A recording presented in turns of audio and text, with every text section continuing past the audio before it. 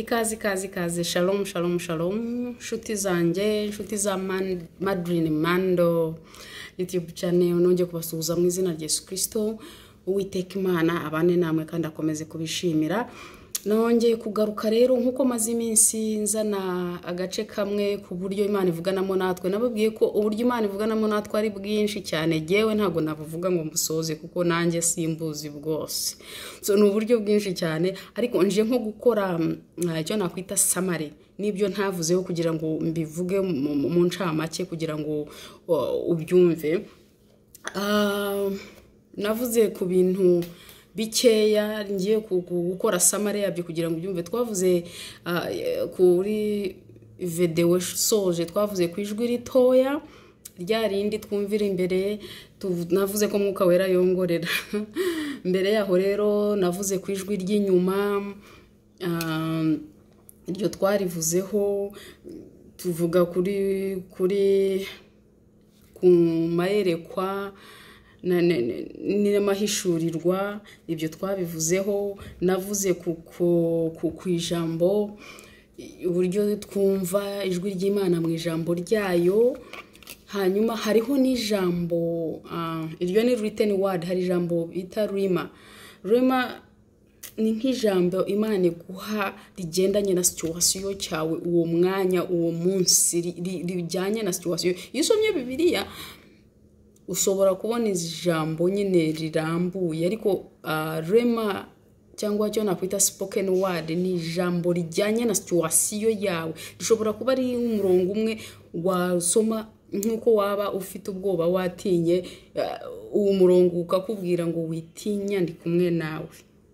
Mbe ijambo ubona rivuye mu kanwa k'Imana rishobora kuva handi hantu. Ushobora gufata igitabo akaba ari muri kura ibindi bitabo biba byanditswe biri inspired na Mwuka Wera, ushobora kurikura handi hantu. Imana ishobora kuri koherereza umuntu, ashobora kugutelefona akari kubwira akavuga ati ntutinye, Uwiteka ari kumwe nawe, atanazi ko umutima wawe wuzuye mu bwoba.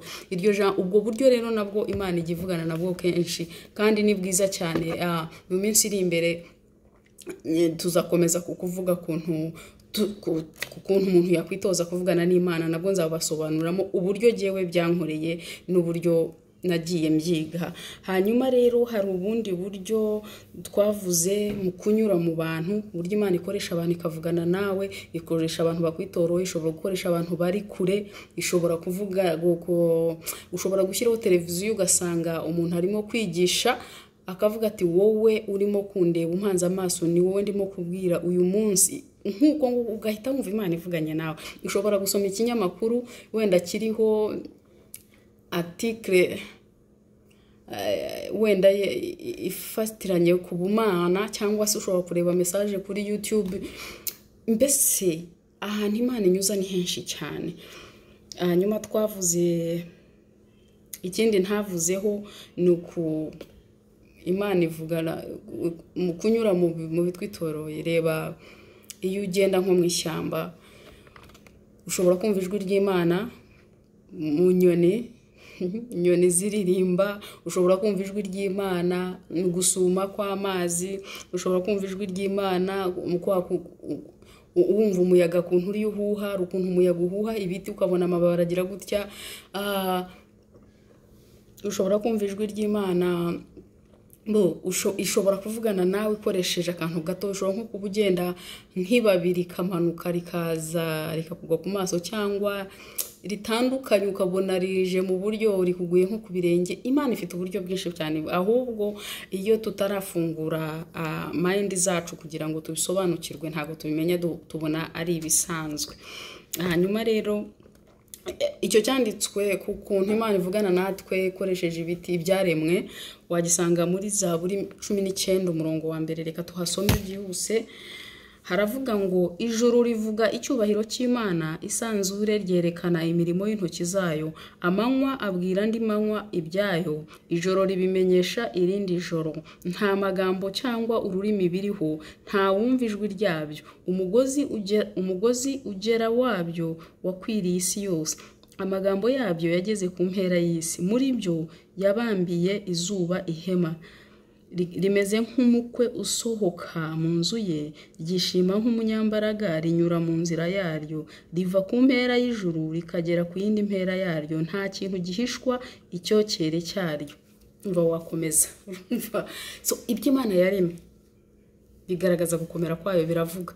Nta maso bifite, nta munwa, nta jwi wakumva, ariko iyo bibonye umenya gukomera kw'Imana, wumva ijwi ry'Imana.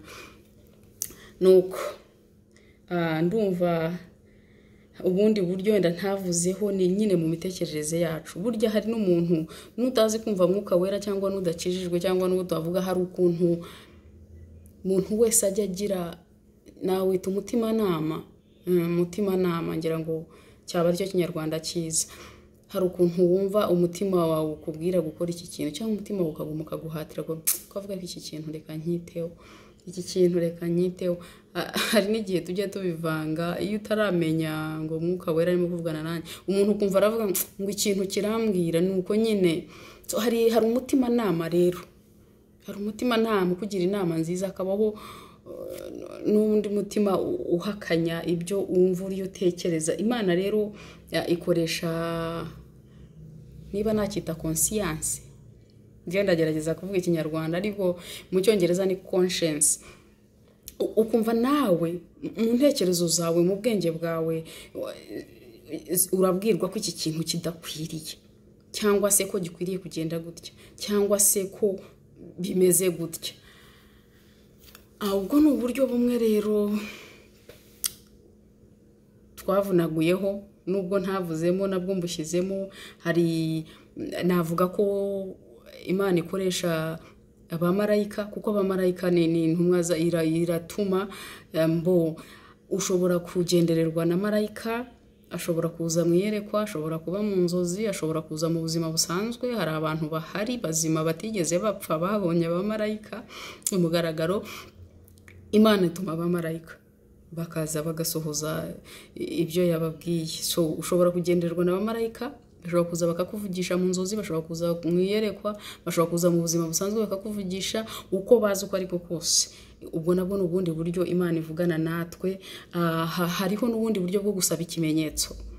Hari umugabo Gideon yasabye ikimenyetso. Burya hari abafarisayo basabye Imana ikimenyetso irakibima. Kubera iki? Yari izi imitima yabo. Imana ishobora kukwima ikimenyetso bitewe n'intego y'umutima wawe, ariko iyo usabye Imana ikimenyetso kugira ngo mbe ukonfirme umugambi wayo, Imana irakiguha ikimenyetso. So nta kibi kirimo rero usabye Imana ikimenyetso. N'urugero, ushobora kuvuga uti Mana, niba katuvuge wenda haje, ugeze mu gihe cyo gushaka, haje umugabo, urashaka kumenya ubushake bw'Imana. Ushobora kuvuga uti Mana, uyu mugabo niba atari mu bushake bwawe, mbabarira inshuro ebyiri, igihe cyose cyangwa eshatu, igihe cyose nzajya murota, njye murota yambaye ukuntu, yambaye ukuntu wenda kutari kwiza, cyangwa se niba atari mu mugambi wawe, ndashaka ko azafata telefone akambwira ngo tubivemo, akaba ari wumbwira. Urumva usabye ikimenyetso kugira ngo ukonfirme umutima nuza ubushake bw'Imana. Imana iragusubiza. So urumva ubwo ni uburyo bundi nabwo Imana ivuga. Ni ukuri mu gusaba ibimenyetso Imana nabwo ivugana nawe. Ndumva ubwo ni bukeya tuvuze, ariko ntabwo ruvuga ko ari bwo bwose. Nabwiye ko Imana ari ngari cyane, ivugana natwe mu buryo butandukanye. Ushobora kuba uri mu modoka ukareba agastika nk'amagambo yanditse ku modoka inyuma iri imbere yanyu. Uwo munsi ukabona ijambo riguhumuriza rivugana nawe, ryo rya jambo ni serurema, ukabona iryo jambo wari urikeneye. Imana ivuga mu buryo bwinshi cyane. Ushobora kuba uri mu gikoni wawe utetse, ugafata katuvuge uri ukata nk'inyanya, wakata urunyanya ugahita ubona uzi imbere mu runyanya kuntu hameze, ukabona harimo nk'umutima. Uko nguko ubwo Imana ikabikwibukije uburyo ugukunda, cyangwa uwo munota ikubwiye kwigukunda. So iyo ufunguye amaso yawe ukita ugashaka kugushyira umwete ku buntu bwinshi, umenya ibintu byinshi cyane. rero navuga ngo Uwiteka Imana bampera umugisha. Uyu yari samare y'ibintu twari tumazemo iminsi.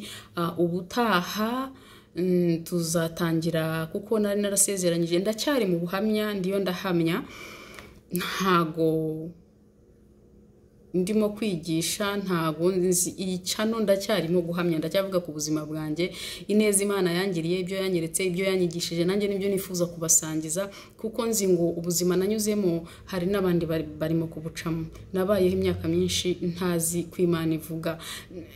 Nakijijwe mfite imyaka 11 y'ubukure, ariko naje kumenya ko Imana ivuga ejo bundi 2015. Urumva rero icyo gihe cyose kandi nakoreraga Imana n'ukuri. Nakoreraga Imana, nabaga mu rusengero, narasengaga, nayoboye korari, nararirimbaga, nakoraga byose bishoboka. Ariko nari ntazi ko Imana ivuga. Nari nzi basi binabayeho ikavuga ivugira mu ijambo ryayo, ariko nanone ikavugana n'abapasteri. Rero hari abandi bantu bateye uko nguko. Intego yanjye rero ni ibyo namenye bikeya hamwe na mwuka w'Imana umushoboza umunsi ku wundi, nzagenda mbibagezaho kugira ngo ahari hari uwagirirwa amahirwe yo kumenya, kumva Imana ivugana nawe ku giti cye. Ubwo rero ubutaha nzababwira uburyo umuntu yitoza kuvugana n'Imana. Ndavuga kwa kundi uvuga umuntu akagusubiza. Uwiteka Imana rero bampera umugisha. Shalom. Kandi n'ukuri ndabashimira abakoze subscribe, kandi anongeye kubibasaba kugira ngo ubutumwa mujye mubugeza no ku bandi, mu busharinge. Wundi ubutumwa bwigisha burimo ijambo, nta kibazo ubusharinze. Ikibi ni ukuba wabukoresha wenda ahantu mu kintu kimeze nko gushaka amafaranga, icyo gihe ntago ari byiza. Ariko ari ukuvuga ubutumwa, ari ugusangiza abantu ubuhamya, ari ukugira gute, wemerewe gusharinga video zanjye. Ariko nanone biba byiza uyisharinze ukambwira kugira ngo nanjye ndebe aho yagiye, ndebe akazi k'Imana kuntu kakozwe. Kandi kubumva icyongereza, mfite indi channel yitwa Damando World, hariho ifoto yanjye kuri YouTube. Iracyari nshyashya, ifite abasubscriber nka 5, nta kibazo naho, kuko ubutumwa bubayo butandukanye n'uburi hano. Akenshi n'ubutumwa bugufi.